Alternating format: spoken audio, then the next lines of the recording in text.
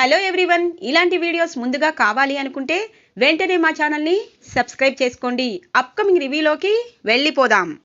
Episode start అవ్వంగానే Raj, Kavya, Rudrani, Rahul తమ దగ్గర 2 కోట్ల రూపాయలని కొట్టేయాలనుకోవడం సాక్ష్యాలతో సహా అందరి ముందు బయట పెడతారు.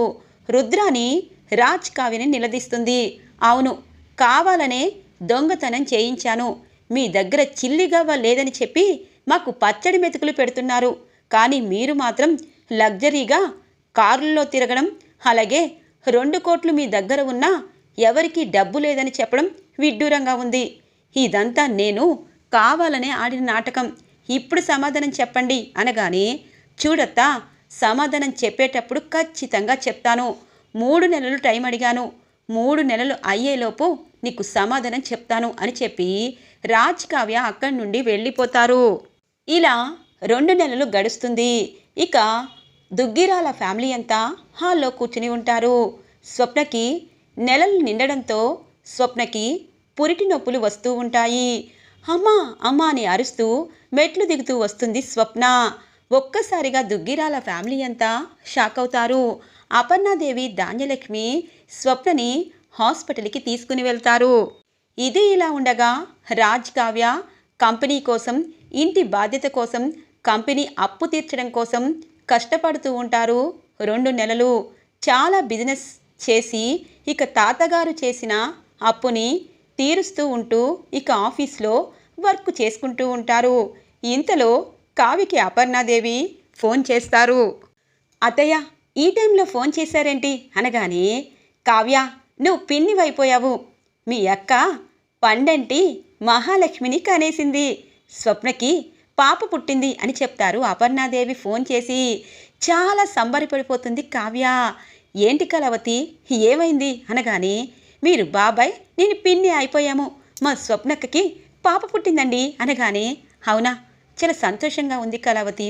ఎందుకంటే ఇప్పటికైనా రాహుల్ మా అత్త మారితే బావున్ను. పండంటి ఆడపిల్లకి జన్మనివ్వడం నిజంగా చాలా సంతోషంగా ఉంది. త్వరగా వెళ్దాం పదా అని అంటారు రాజ్. ఇంతలో అపర్ణాదేవి, ఆగండి, ఇద్దరు చేతులూపుకుంటూ ఇక్కడికి రావడం కాదు, పాపకి కావలసిన పాల బాటిల్, అలాగే పాపకి జుబ్బాలు అన్నీ కొనుక్కొని తీసుకురండి. ఇంకొక విషయం తెలుసా, మీ ఇద్దరూ హడావుడి పడిపోయి ఇక్కడికి రావాల్సిన అవసరం లేదు అని అంటుంది. అత్తయ్య, నిన్ను త్వరగా పాపని చూడాలి. అయ్యో, ఇప్పుడు మాకొక గంట టైం లేట్ చేస్తున్నారు అనగానే, ముందు పాపకి జుబ్బాలు, పాల బాటిల్ తీసుకురండి అని చెప్పి ఫోన్ కట్ చేస్తారు అపర్ణాదేవి. ఇది ఇలా ఉండగా కనకం, కృష్ణమూర్తి హాస్పిటల్కి చేరుకుంటారు. స్వప్న తన పాపను చూసి మురిసిపోతూ ఉంటుంది. స్వప్న, పాప అచ్చం రాహుల్ లాగే ఉంది అని అంటారు అపర్ణాదేవి. అవునక్క, చాలా ముద్దుగా ఉంది. రుద్రాని, నీ మనవరాలు చూడు, అచ్చం నీ కొడుకులాగే ఉంది అని అంటుంది ధాన్యలక్ష్మి. ఇక ప్రకాశం అలాగే సుభాష్ ఇద్దరు మురిసిపోతూ ఉంటారు. రుద్రాని, మనవరాలు వచ్చింది, ఏకనైనా మారు అని అంటారు ఇందిరాదేవి. అమ్మా, నేను మారడం కాదు, ముందు రాజ్, కావ్య 3 నెలలు టైం పెట్టారు.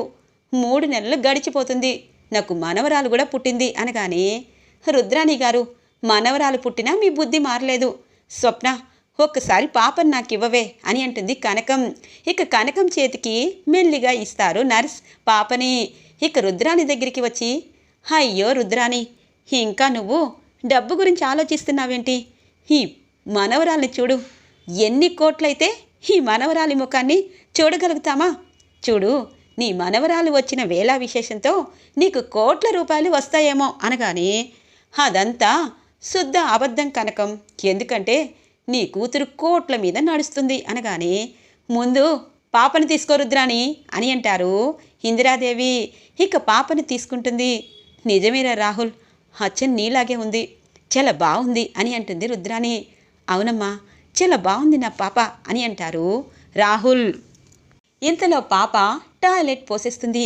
చిచ్చి అనగానే, చూసావా రుద్రాని, నువ్వు ఎంత కాదన్నా నీ మనవరాలు నీ మీద టాయిలెట్ పోసింది అంటే నీ మీద చాలా ప్రేమ ఎక్కువగా ఉంది బుజ్జి తల్లికి అని అంటారు అపర్ణాదేవి.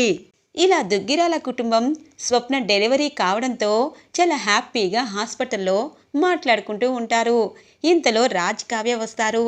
పాపని మురిపెంగా చూస్తూ ఉంటారు రాజ్.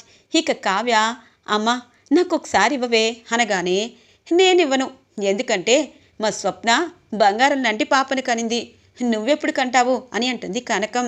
అమ్మ ఇటివ్వు అని అంటుంది కావ్య. అన్నట్టు నా చిన్న కూతురు 2 రోజుల్లో వస్తుందంట అనగానే, అప్పు వస్తుందా అమ్మా అని అంటుంది కావ్య. అవునే, ట్రైనింగ్ పూర్తయిపోయింది, ఖచ్చితంగా అప్పు 2 రోజుల్లో వస్తుంది.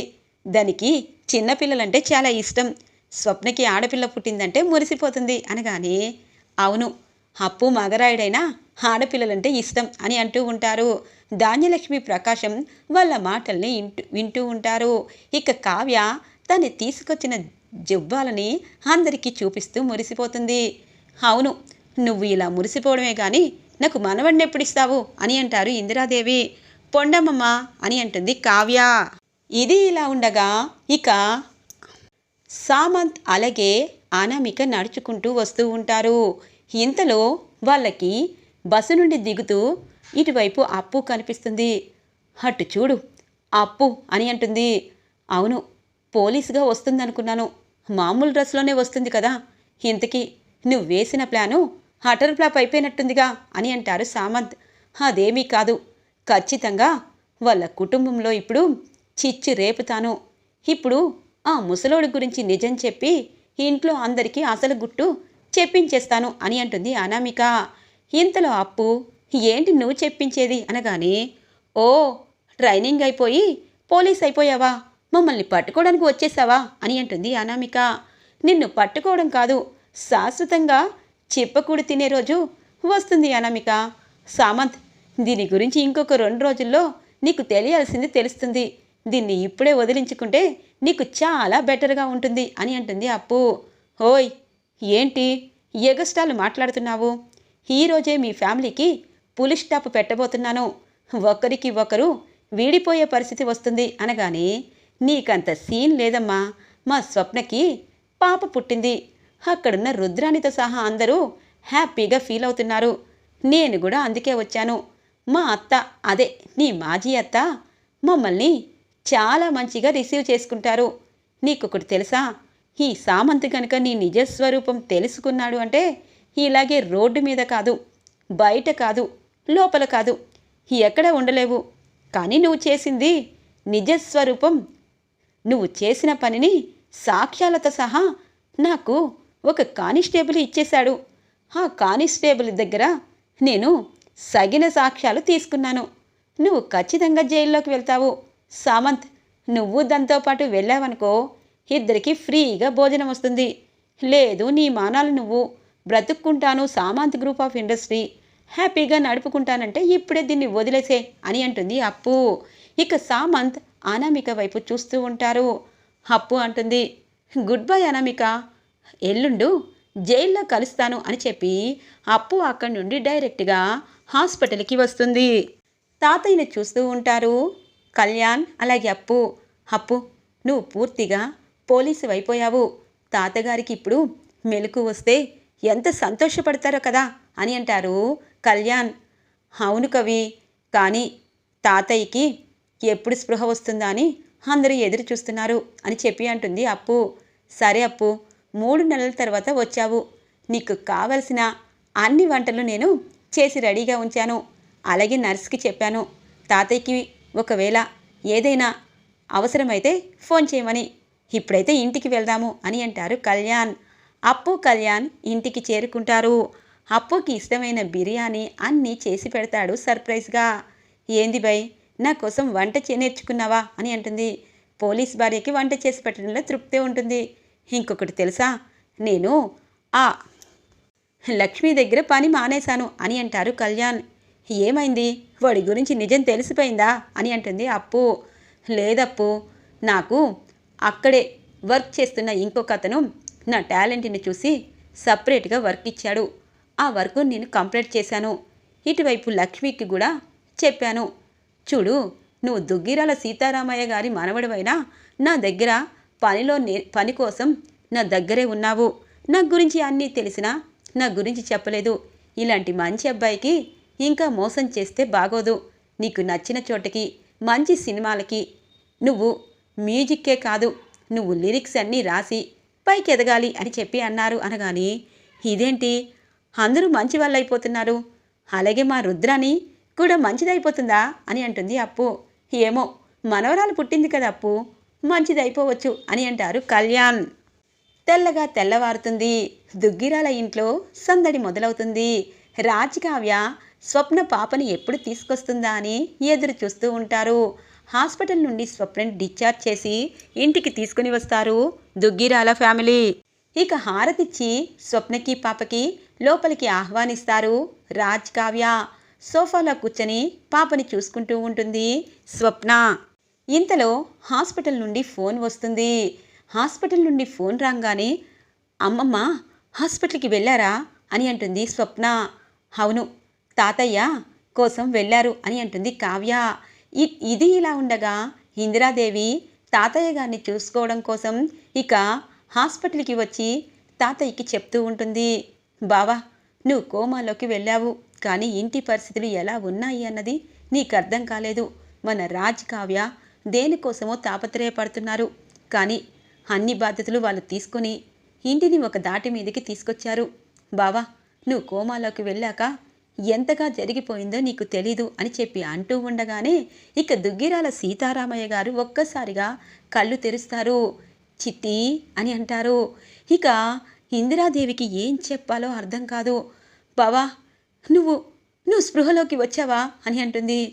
అవును చిట్టి అని నెమ్మదిగా అంటారు. ఇంతలో డాక్టర్ నర్సు వస్తారు. ఇక చెకప్ చేసి, అమ్మా సీతారామయ్య గారికి స్పృహలోకి వచ్చారు, నిజంగా చాలా అంటే చాలా సంతోషంగా ఉంది.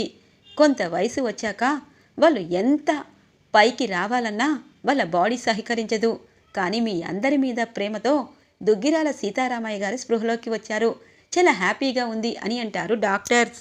ఇంతలో అప్పు కళ్యాణ్ వస్తారు. నాయనమ్మ తాతయ్య స్పృహలోకి వచ్చారా అనగానే అప్పు కాళ్ళకి నమస్కారం చేసుకుంటుంది.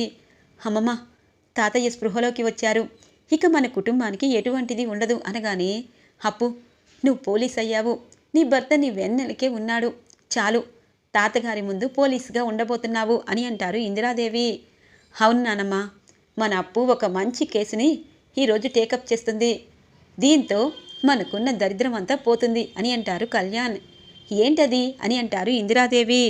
అమ్మమ్మ తినబోతూ రుచేందుకు టీవీలో పేపర్లో వస్తుంది కదా కవి, అమ్మమ్మ తాతయ్య ఆశీర్వాదం తీసుకున్నాను, తాతయ్య ఇప్పుడే స్పృహలోకి వచ్చారు కాబట్టి నీరసంగా ఉన్నారు, నేను చేసిన పనికి తాతయ్య మెచ్చుకుంటారు, నేను స్టేషన్కి వెళ్తున్నాను అని చెప్పి అప్పు హాస్పిటల్ నుండి స్టేషన్కి చేరుకుంటుంది. మొదటి రోజే అప్పు పోలీస్ స్టేషన్లో జాయిన్ అవడంతో ఇక అక్కడున్న వాళ్ళందరూ అప్పుని చూస్తూ ఉంటారు. ఒక ఆడపిల్లైన ధైర్యంగా పోలీస్ అయ్యి ఫస్ట్ కేసే టేకప్ చేసింది, అసలు పోలీస్ అయ్యుండి ఎంత పెద్ద కేసు ఎలా టేకప్ చేసిందో అని మాట్లాడుకుంటూ ఉంటారు. చూడండి, ఒక కుటుంబానికి హాని చేయాలనుకుంటే వాళ్ళే హానికరంగా మారిపోతారు. అందుకే ఇక్కడున్న కానిస్టేబుల్స్ అలాగే సీసీ ఫుటేజ్ దగ్గరున్న కానిస్టేబుల్ దగ్గరున్న ఫుటేజ్ అన్నీ తీసుకుంటే ఈ హత్య ఎవరు చేశారని తెలుస్తుంది. దుగ్గిరాల సీతారామయ్య గారికి 100 కోట్లు షూరిటీ సంతకం పెట్టిన తన ఫ్రెండు మనవడైన నందకిషోర్ చనిపోయాడు. తన చావుకి కారణం అనామిక, ఎందుకంటే తను పెట్టిన మనిషితోనే షూట్ చేయించింది. తరువాత షూట్ చేశాక తన నుండి డబ్బులు తీసుకోవడం కూడా కెమెరాలో రికార్డ్ అయ్యాయి. ఇప్పుడే తన్ని అరెస్ట్ చేయొచ్చు అని అంటుంది అప్పు. ఇన్స్పెక్టర్ ఒక్కసారిగా షాక్ అవుతారు. ఒకప్పుడు నిన్ను పోలీస్ స్టేషన్లో పెట్టాను కదమ్మా అని అంటారు. అవును సార్, అప్పుడు నుండి నేనంటే ఏంటి అన్నది నాకు తెలిసింది, ఇప్పుడు కానిస్టేబుల్ అయ్యాను, మొదటి కేసే మీకు ఏంటి అన్నది తెలియజేశాను, మీరు అనామికని అరెస్ట్ చేయొచ్చు, సాక్ష్యాలన్నీ ఇక్కడ సబ్మిట్ చేస్తున్నాను అని అంటుంది అప్పు.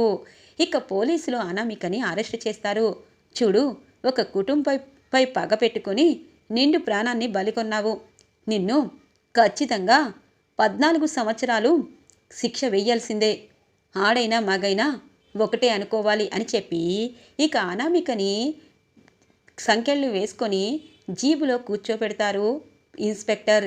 ఇక సామంత్ అంటారు, ఇలాంటి ఆడదాన్ని 14 సంవత్సరాలు కాదు శాశ్వతంగా ఉంచండి, మగవాళ్ళ గురించి చాలా తక్కువగా అనుకుంటుంది, మగవాళ్ళు మోసం చేస్తారు కానీ మోసపోరు అని చెప్పి దీనికి తెలియాలి, అలాగే ఈవిడ గారు ఎప్పుడూ పగ ప్రతీకారమని దుగ్గిరాల కళ్యాణ్ని మింగేసింది, నన్ను కూడా మింగేయాలనుకుంది. మీరొచ్చి నన్ను కాపాడారు అని అంటారు. సమంత్ అని అంటుంది. ఛీ నోరుమోయ్, ఎందుకంటే నిన్ను పెళ్లి చేసుకోవాలని ఎంతగానో అనుకున్నాను. కానీ నువ్వు నాకేం చేశావు? 40 కోట్లు నష్టం తెచ్చావు. ఇప్పుడు కూడా ఒక హత్య చేసి జైలుకి వెళ్తున్నావు. నా పేరు ఎత్తడానికి కూడా నీకు అర్హత లేదు అని చెప్పి సామంత్ అక్కడి నుండి తన ఇంటికి వెళ్ళిపోయి డోరు గట్టిగా క్లోజ్ చేస్తాడు. ఇక అనామిక జైలుకు వెళ్తూ ఉంటుంది జీబులో. ఇది ఇలా ఉండగా ఇక పాపకి 21వ రోజు వస్తుంది. దుగ్గిరాల కుటుంబంలో అంగరంగ వైభవంగా స్వప్న పాప ఉయ్యాల ఫంక్షన్ మొదలవుతుంది. ఈరోజే నా బావ వస్తున్నాడు అని చెప్పి ఇందిరాదేవి చాలా సంతోషపడుతూ ఉంటారు. ఇక ఇందిరాదేవి అనుకున్నట్టే దుగ్గిరాల సీతారామయ్య గారు చాలా టీవీగా దర్జాగా హాస్పిటల్ నుండి ఇంటికి వస్తారు. ఇక దుగ్గిరాల ఫ్యామిలీలో అనుకోని మలుపులన్నీ ఇక తాతగారి తెలుసుకొని ఇక ఇంట్లో అందరికీ చెప్తారు. ఇంకా సేపట్లో మన వారసులు కాకపోయినా స్వప్న కన్న పాపకి ఊయల్లో వేసి పేరు పెడుతున్నాము. అందరి మనసుల్లో రాజకావ్య మోసం చేశారు అనుకున్నారు. కానీ నేనే మోసపోయాను. నా స్నేహితుడి చేతిలో మోసపోయాను. తన మనవడు మన డబ్బుని 100 కోట్ల డబ్బుని షూరిటీ సంతకం పెట్టినందుకు ఆ డబ్బు ఇవ్వకపోగా రాజకావ్యకి పెద్ద బాధ్యత అప్పగించారు. నేను కోమాలోకి వెళ్ళాక నా పరువు కాపాడడం కోసం రాజకావ్య ఎన్నో కష్టాలు పడ్డారు. ఇవన్నీ తెలుసుకొని నాకు చాలా ప్రశాంతంగా అనిపించింది.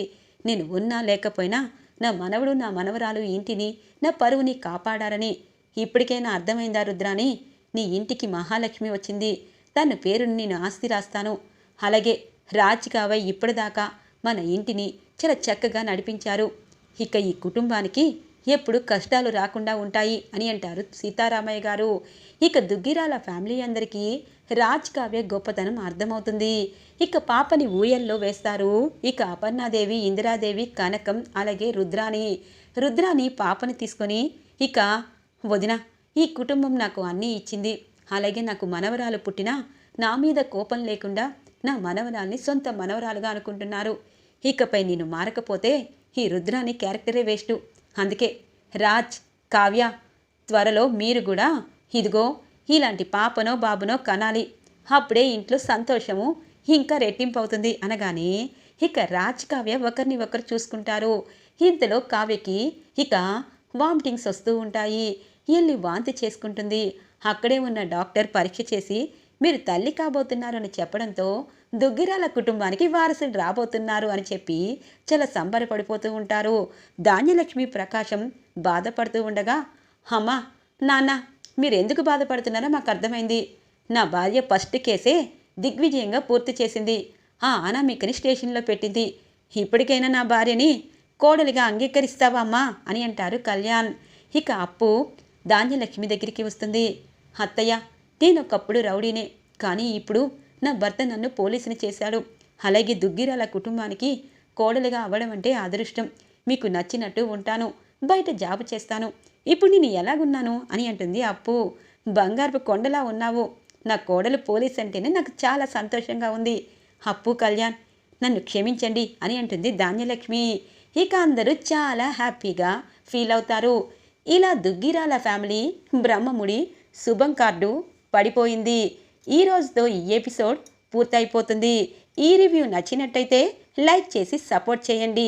Thanks for watching friends.